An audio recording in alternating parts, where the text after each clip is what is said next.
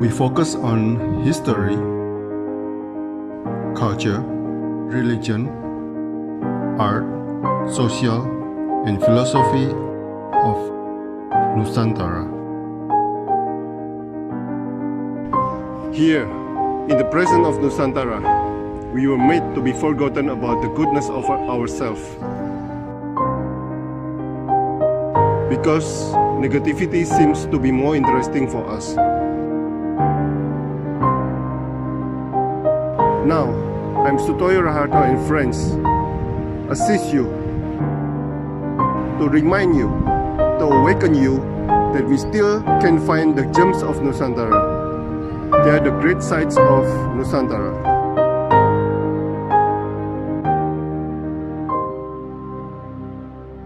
Oke, selamat pagi Rista Rahma, seorang coach Rex Journey, perjalanan spiritual ini.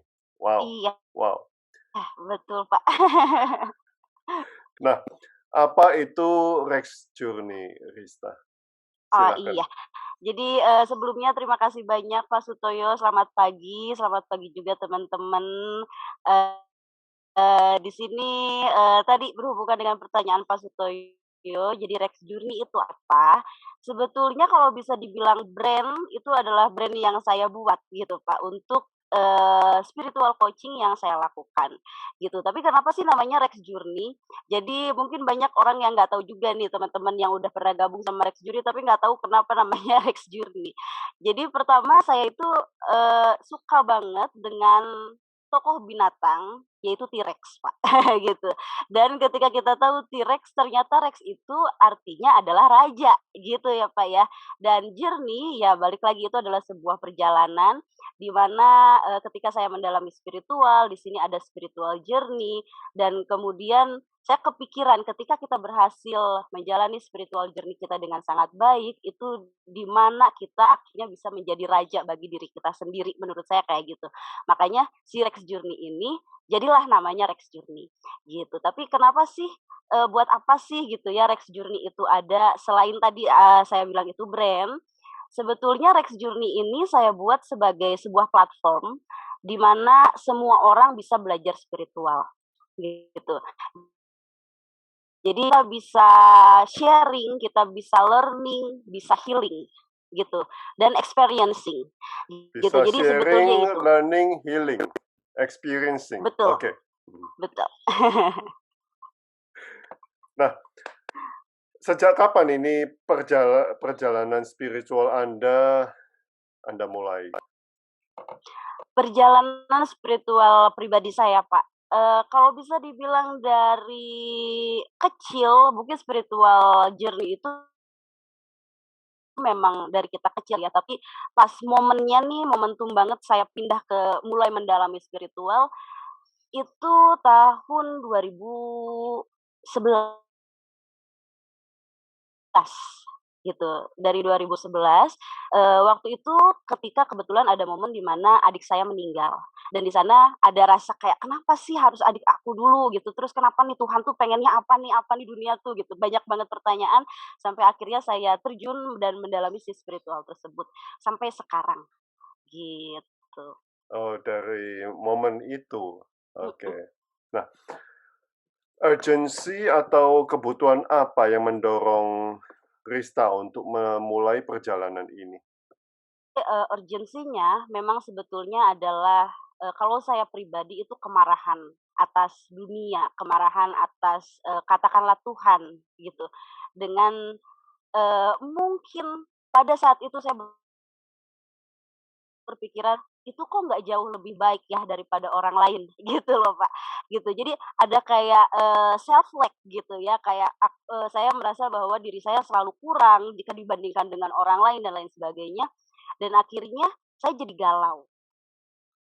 Saya jadi galau, galau menahun dan urgensinya adalah saya pengen sembuh dari kegalauan tersebut, karena bahkan saya nggak tahu kenapa saya galau, gitu. Akhirnya, urgensi dari membuat si Rex Journey itu pun, karena ketika akhirnya saya menemukan diri saya, akhirnya saya, bisa heal gitu ya, bisa healing juga, akhirnya saya ada keinginan dari dalam diri untuk membantu teman-teman yang mungkin memiliki pengalaman yang serupa gitu dengan saya, dan akhirnya mungkin mereka sedang mencari jati diri mereka atau berusaha, meng-healing jiwa mereka. Dan memang kebetulan saya pun mencari, apa ya, bantuan healing ini tidak hanya di Indonesia gitu. Harus mengeluarkan biaya yang lumayan, lalu energi juga gitu ya Pak, waktu juga. Dan kenapa enggak, urgensinya adalah ke saya, kenapa kalau memang saya punya ilmu ini, kenapa saya mampu, kenapa tidak saya coba bantu orang-orang yang ada di Indonesia, jadi nggak perlu jauh-jauh ke luar negeri kayak saya, gitu. Oke, mmm, ya. Lalu tadi Anda mengatakan sembuh ya dari penyakit. Nah, kalau boleh tahu sembuh dari apa sebetulnya?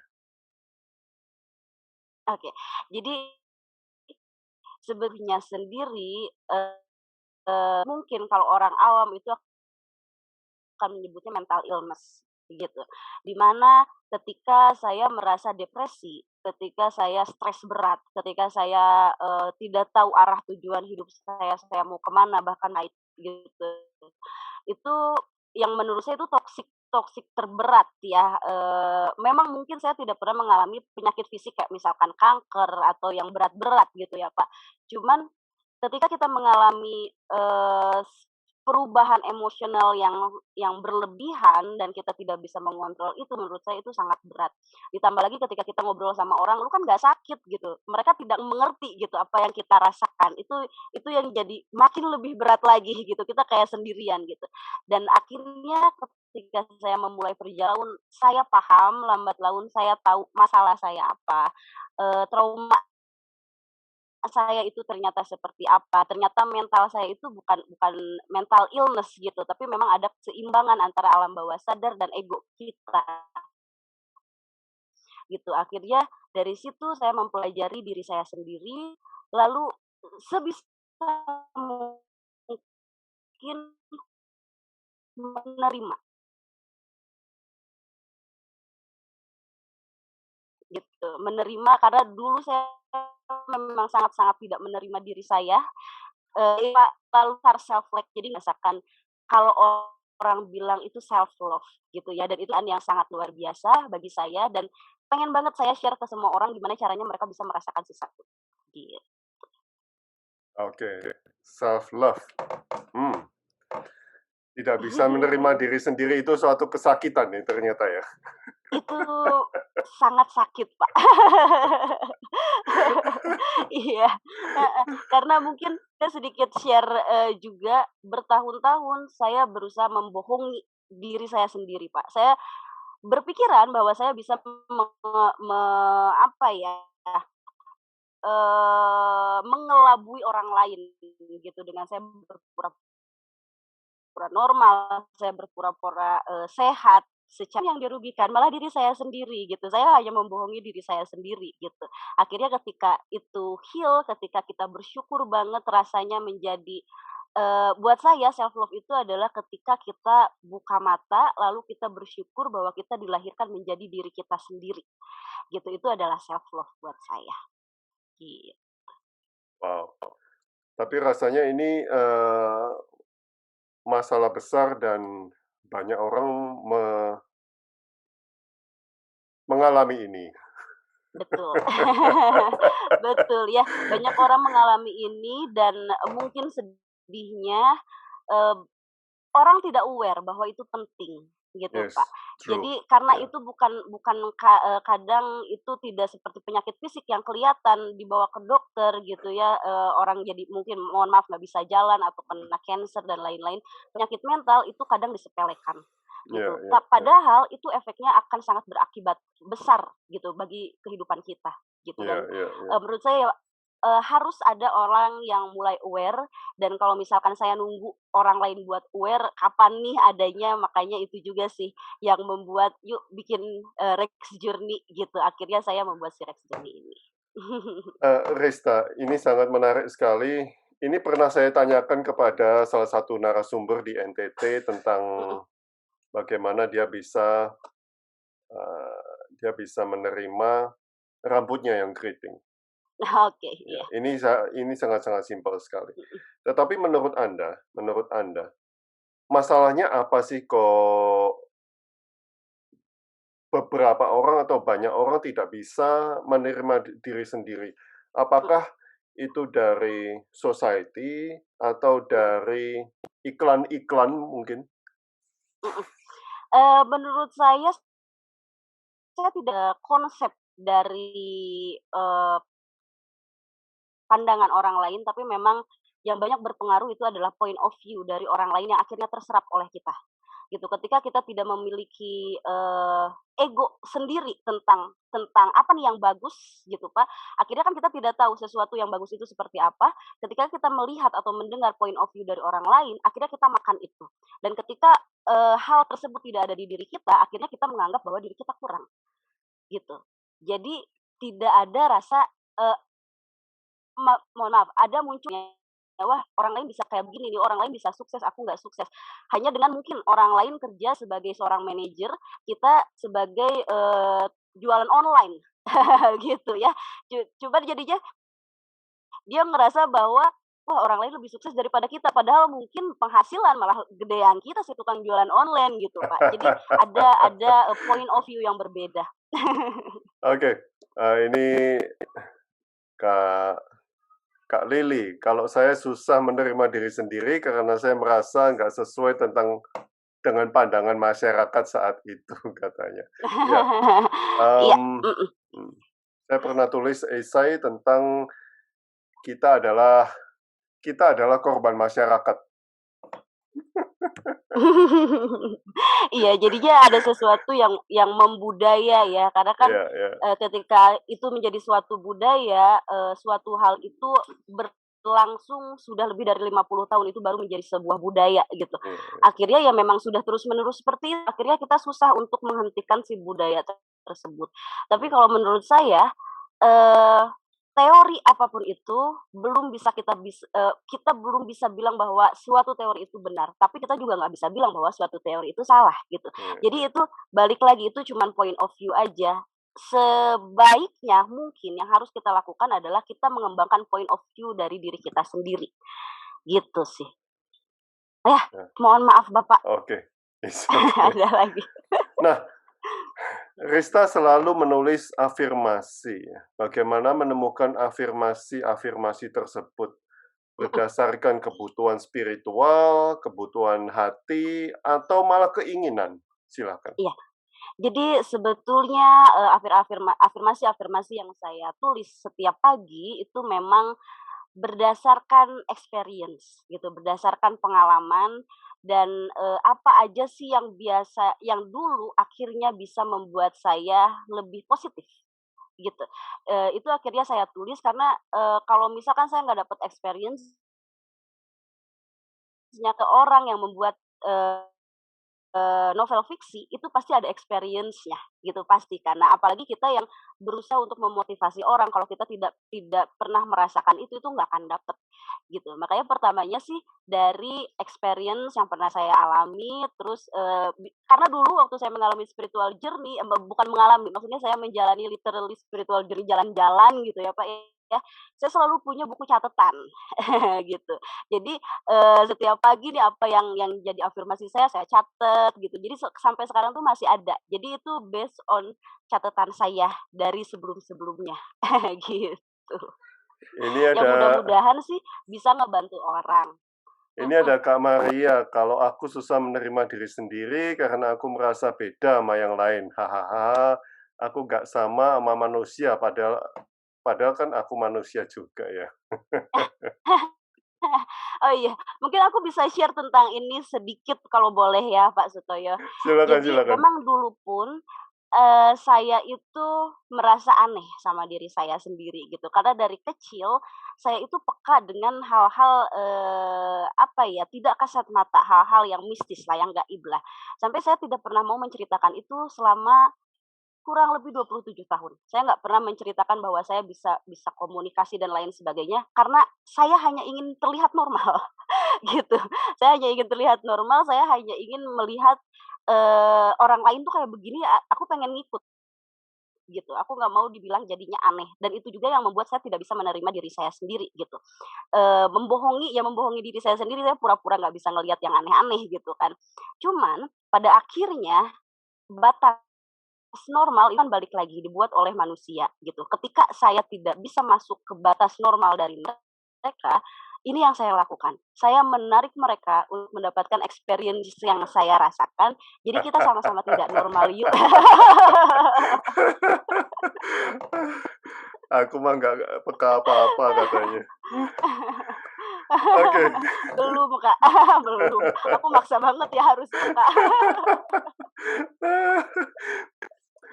Oke, ada yoga, ada psychic reading, ada tarot dan lain sebagainya. Pengalaman apa yang paling menarik dalam perjalanan ini? Silakan. Sebetulnya kalau pengalaman yang paling menarik, kayak misalkan psychic reading, tarot, meditasi, yoga, dan lain sebagainya, itu sebetulnya hanya pelengkap dari servis kita di Rex Journey sebetulnya.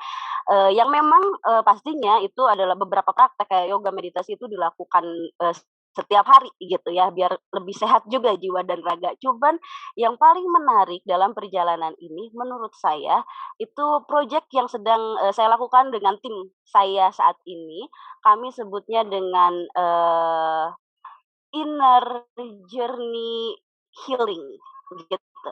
Sebetulnya ini juga, turunan kalau misalkan Pak Sutoyo pernah dengar tentang inner dance yang dibuat oleh Pak Evi Laraza di Filipina, itu adalah turunan dari situ, gitu. Karena saya belajar kepada beliau, remix sedemikian rupa menggunakan frekuensi, menggunakan musik, di mana ketika healing experience-nya itu dapat, gitu.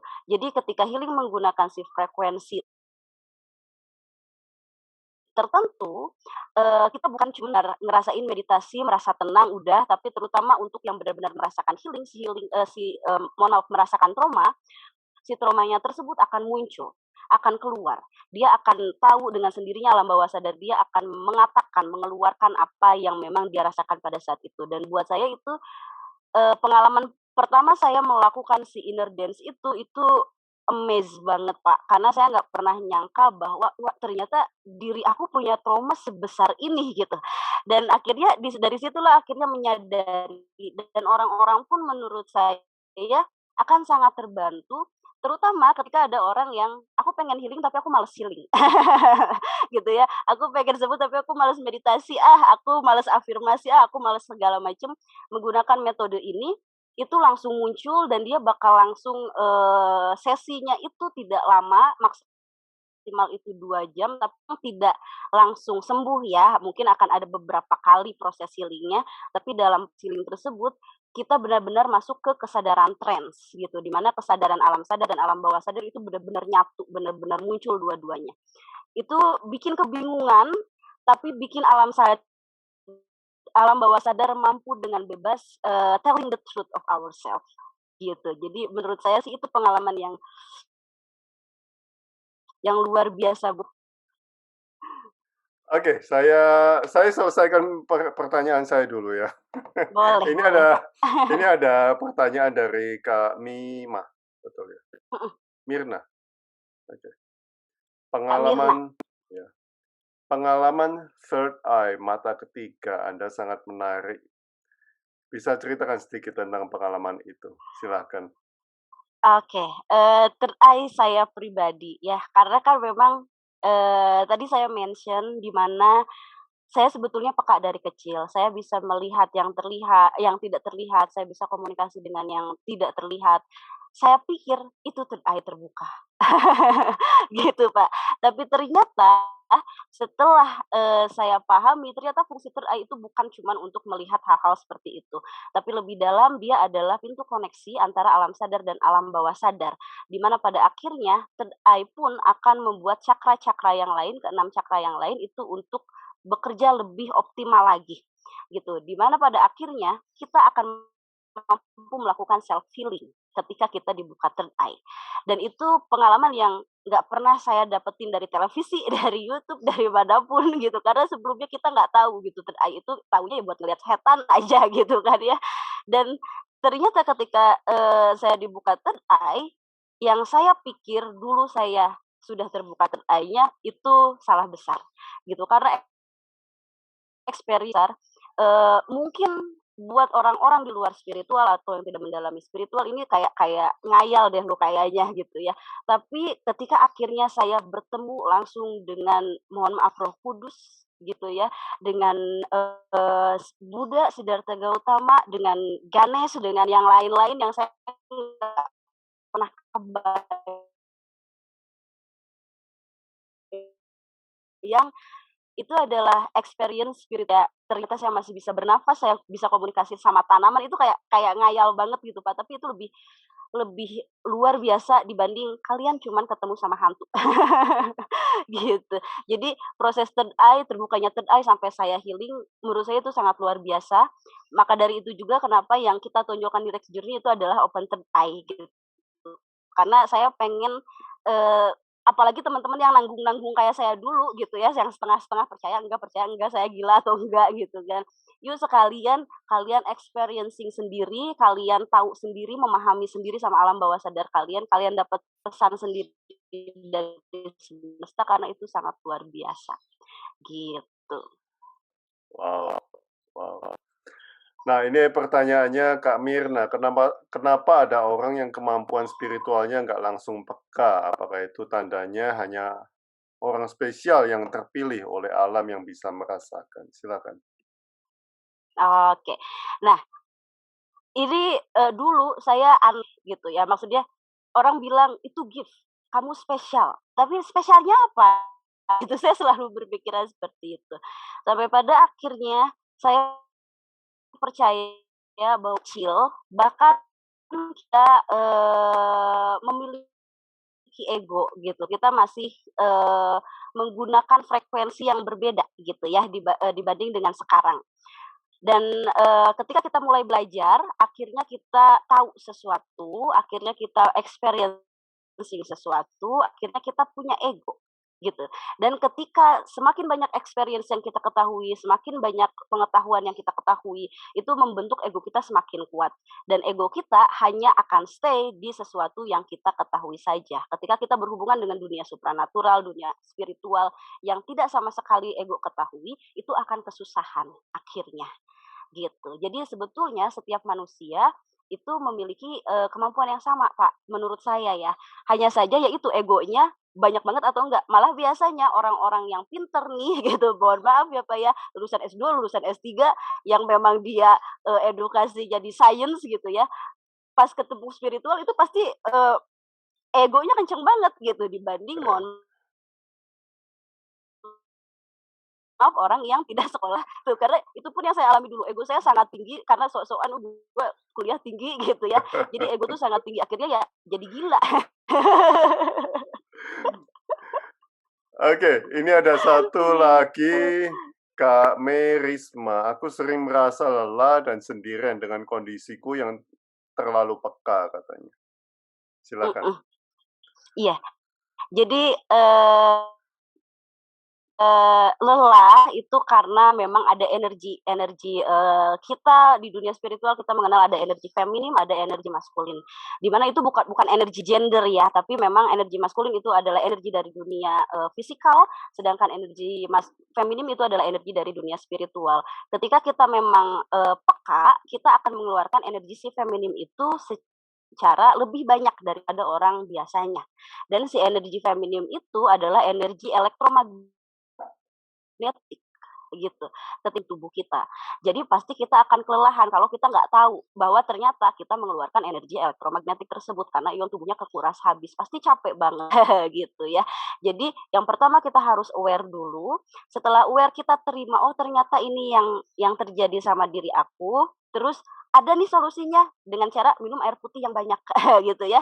Minum air putih yang banyak, terutama sebelum tidur itu minum air putih yang banyak karena kegiatan otak itu pasti bekerja sangat banyak walaupun ketika tidur supaya nggak lelah akhirnya.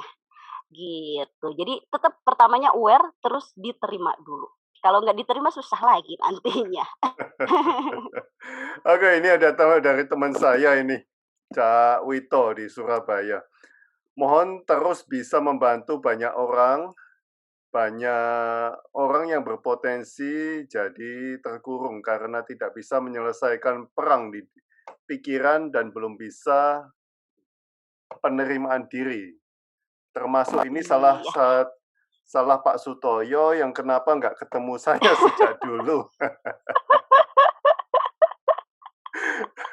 Iya iya, buat, temennya Pak Sutoyo tadi terima kasih banyak, mudah-mudahan dengan doa dan dukungan dari semuanya, niat kita untuk memberikan yang terbaik untuk bisa lebih membuat, makin banyak orang menyadari tentang potensi mereka sendiri, menaikkan kesadaran mereka, mudah-mudahan direstui oleh semesta, mudah-mudahan semakin lancar, gitu. Terima kasih banyak buat support-support-nya. Kita bisa kolaborasi, Rista. Boleh loh, Pak. Boleh banget. Thank you so much, Rista, untuk waktunya. Kita harus jumpa di Bandung Sama-sama, ini. Pak Suto. Iya, pasti, Pak. Harus Saya tunggu banget di Bandung, Bapak harus ketemu di main-main ke harus ketemu di Gunung Puntang ini.